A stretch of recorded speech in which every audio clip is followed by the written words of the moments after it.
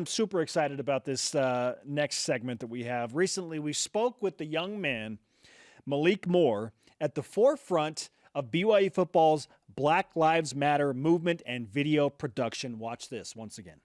My brothers have many colors. My brother bleeds the same color. My brother embraces my differences. My brother stands with me, not against me. My brother helps me in time of need. My brother stands for justice. Stand up and take action. Don't wish for change, be the change. Don't wish for change, be the change. Don't wish for change, be the change. We've watched inequality, racism, and oppression by the system for far too long. We are tired. We want justice. We want justice. We want justice. Stand with us and help bring justice to the heinous actions that reoccur too often in the Black community.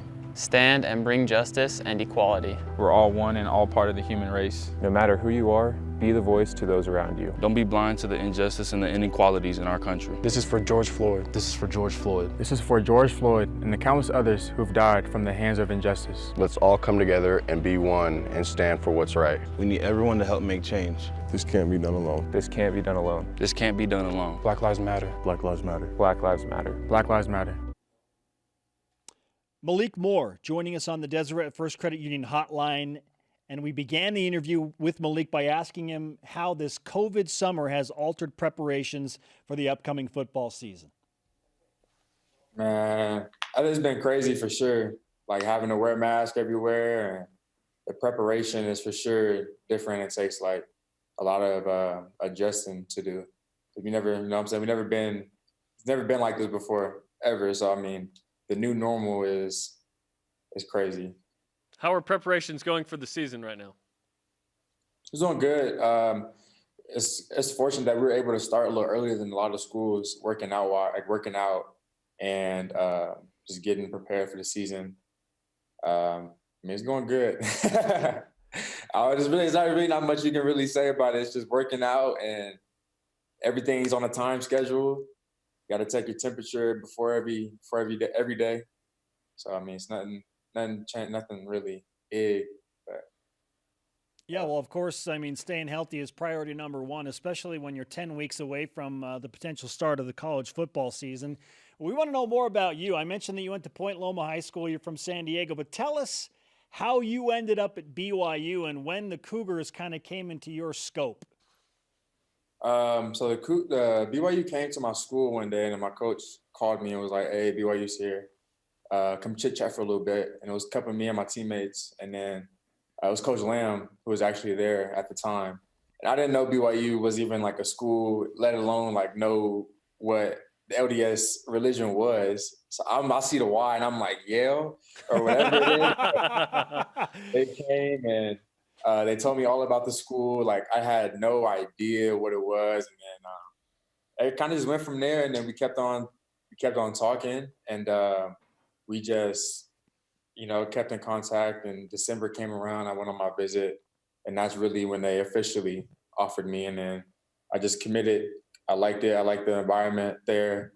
I just like what BYU has going on for their players, and the coaching staff here is like, it's amazing, family oriented, and they care about you. So, what convinced you? You mentioned some of the reason, but was there a moment where we were like, oh, I went from thinking it was Yale to no, it's something very different, right? I think whenever I was on my visit, just the way they were talking about the connections that you can get here at BYU, and just the networking here. And for me, it's like it's always bigger than football, because football is temporary. You can get hurt, and your career is it can be over. So I mean, the networking, like the future that BYU can give you, was something that really just caught my eye. So. BYU junior defensive back Malik Moore with us on BYU Sports Nation. Malik, we look forward to extraordinary things that you're going to do on the football field, but we need to give you credit for an extraordinary project that you took on and really just knocked out of the park. You were a huge part of composing the words to the Black Lives Matter video that you and your BYU football brothers put out, and it really resonated. Not just across BYU Sports Nation, but it reached a lot of people. So walk us through the process of that. When did you feel like you wanted to do that? And when did you present it to your guys that you wanted to go forward and do this thing? Really after George Floyd's death, a couple of days later, I just kind of woke up and I just like, it was just something that was on my heart that was really strong about it.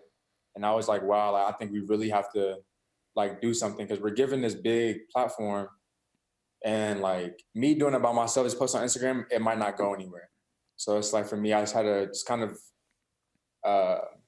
just wanted to do something with the platform. So I texted like my coach. I was like, yo, should I do something about it? And obviously he said yes, because I personally didn't think that BYU was gonna allow us to do it or anything or like approve of it. So I was like, it was kind of like not nerve wracking, but it was definitely like questionable, but it was something I really wanted to do. And then I kind of just texted a lot of players and I was like, would y'all be interested in doing this video?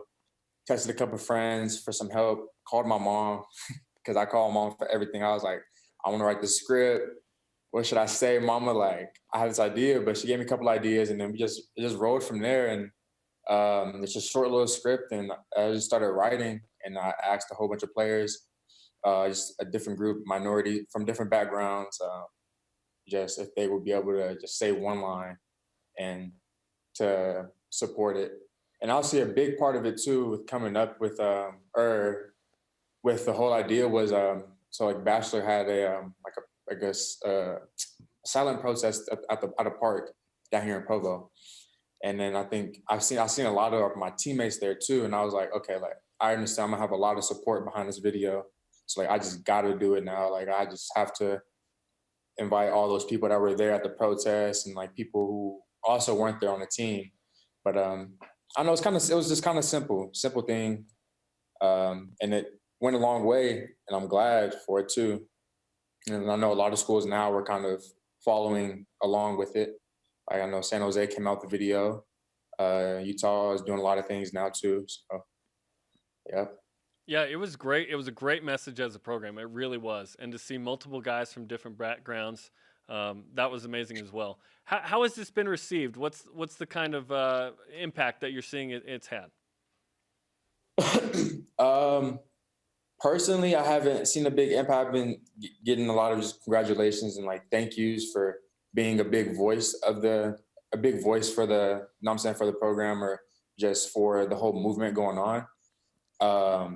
But I think I've also seen it reach a lot of people. I think like Fox News talked about that and Donovan Mitchell and something else.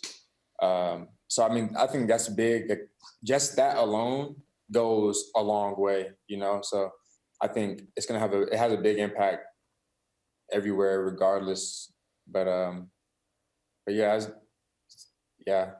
It's an outstanding video, Malik, and I'm probably underselling it. But we want to know what we can do as a community to be more outspoken and to move forward and to make a difference, not just here at BYU, but out in our families and in our individual communities. What can we do? For me, I think the biggest thing that a lot of people, especially when I come out of Utah, a lot of people, they haven't really experienced a lot of different cultures and because it's not really much diversity here and a lot of places in the world as well. So I think for people, a big thing that people can do is just to simply kind of just surround yourself with different people that aren't like you, that have different beliefs, not just people who are LDS or just Christian or Muslim, you know, like surround yourself with a lot of people with different backgrounds, different cultures, and get to know them and like understand them and understand where they're coming from and just look into the history books of like, if you don't understand anything, just look into a history, like go online and research it, you know, because a lot of things aren't what it seems to be in this world nowadays. Like it's ever since the Black movement came around, like a lot of history has really popped up about different statues that stand and like just it's crazy how much history has really popped up. So, I mean, the biggest thing is just to understand people, surround yourself with people who are just totally different from you, no matter what, just totally different. Could be like gay, straight, doesn't matter. It's, you know what I'm saying? Get to understand them and to just look into the history books more. And I think that'll take you, a lot of people, a long ways getting to know this whole movement. Because the Black Lives Matter movement isn't just about Black lives. it's like, you know what I'm saying? It's a lot. It's black because Black Lives Matter, but there's more. There's a lot more to it. So. Absolutely. And I had a conversation, frankly, with someone close to me recently that was a little uncomfortable, where I felt like I needed to not just sit back and say, well, maybe that's them, not me. And a couple months ago, I think I would have just been like, well, that's what they think. But I had a conversation, Malik, with someone because of this movement where I said, you know what? I want to kind of discuss this a little more and discuss how you feel and maybe how I feel about what you think. And it was a little uncomfortable because a few months ago I wouldn't have done that, but I really appreciate that now we learned from Derwin Gray. You can't just be not racist. You have to be anti-racist and take action. So I really appreciate that, and hopefully I can continue to do that. And we've watched different things on Netflix and learned. I didn't realize, Malik, that you and I live on a different planet. You know what I mean? I didn't realize it, and now we realize it. So I'm happy that action's being taken, and hopefully we can all be better for this, and that this won't be just a temporary thing right now. Yeah, this has to be something that really has to just keep on going, progressing, because sadly, racism is going to be around, you know what I'm saying, for a long time. It's just a matter of you being able to understand people and, like you said before, just taking action to people who are just kind of being, I guess, blind to what's really going on and the injustices in the world right now. Because it's a lot of things is happening. A lot of people are just really just kind of going like this towards it. So, and we can't do that. You got to take action, like you said, and be the voice around you. Like, educate yourself and be the voice and to those people who may not think the same. So, all we want is equality.